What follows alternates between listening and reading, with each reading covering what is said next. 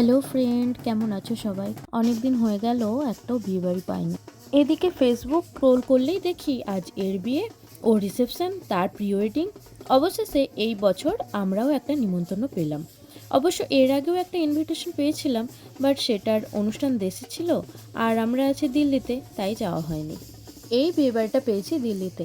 আর দিল্লিতে বিয়ে মানে বেঙ্গলি বা নন বেঙ্গলি যাই হোক, ঘরে স্পেস কম থাকে, তাই বেশিরভাগ বিয়ের অনুষ্ঠানগুলি ব্যাঙ্কুয়েট হলগুলিতে হয়ে থাকে। তো আজকের বিয়ে বাড়িটা হলো আমার হাজব্যান্ডের একটা ফ্রেন্ডের বিয়ে। আর বিয়েটা হচ্ছে বুড়ারিতে, যেটা করলবাগ থেকে অনেকটাই দূরে।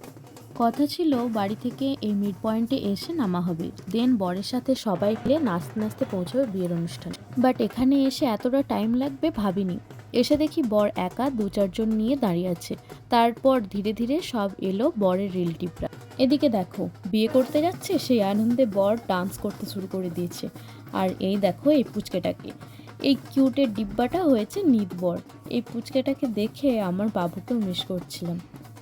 এতটা দূর, আবার রাত্রিবেলা হাওয়া লেগে ঠান্ডা লেগে যাওয়ার ভয়, এই জন্য নিয়ে আসিনি তাকে। কি আর করা যাবে, যাই হোক।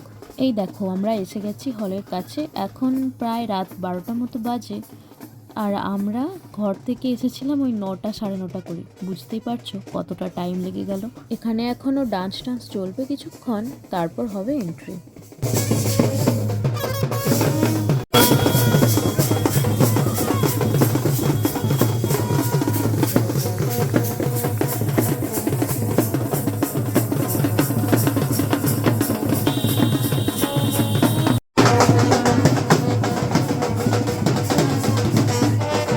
চলে এসেছি এবার হলের মধ্যে। আজকে পরেছিলাম বেঙ্গলি অথেন্টিক স্টাইলে শাড়ি, মানে ওই আর্ট পরে ভাবে। খুব সুন্দর হলটার ডেকোরেশন। বাইরে থেকে দেখে ছোট মনে হলেও ভিতরে অনেকটাই স্পেস আছে। আর একটু এগিয়ে আসলে দেখতে পাবে এখানটা পুরো খোলা মাঠের মতো, কিছুটা ওপেন প্যান্ডেলের মতো। এখানে ডেকোরেশনগুলোও বেশ সুন্দর, তোমরা দেখতেই পাচ্ছ। সিম্পল বাট গর্জাস লুক দিচ্ছে।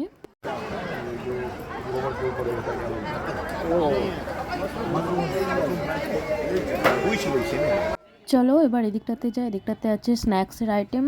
এদের স্ন্যাক্সগুলো সব ভেজই ছিল। প্রথমেই ছিল গোলগাপ্পা, তো গোলগাপ্পা খেয়ে নিয়েছি। এবার এটা ছিল পকোড়া বা নাগেট টাইপের কিছু। তারপর খেলাম ভল্লে পাপড়ি আর পাওভাজি। দেন এটা বানছিল উত্তাপাম, ওটাও একটু ট্রাই করে নিলাম। এখানে আরও কিছু স্ন্যাক্সের কাউন্টার ছিল, বাট সেগুলোর অবস্থা দেখে খাওয়ার মতো সাহস বা ইচ্ছা কোনোটাই হলো না, তাই চলে আসলাম মেন কোর্সে। এখানে সব বুফে সিস্টেমেই হয়। খাবার সাজিয়ে নিয়ে বসে গেলাম।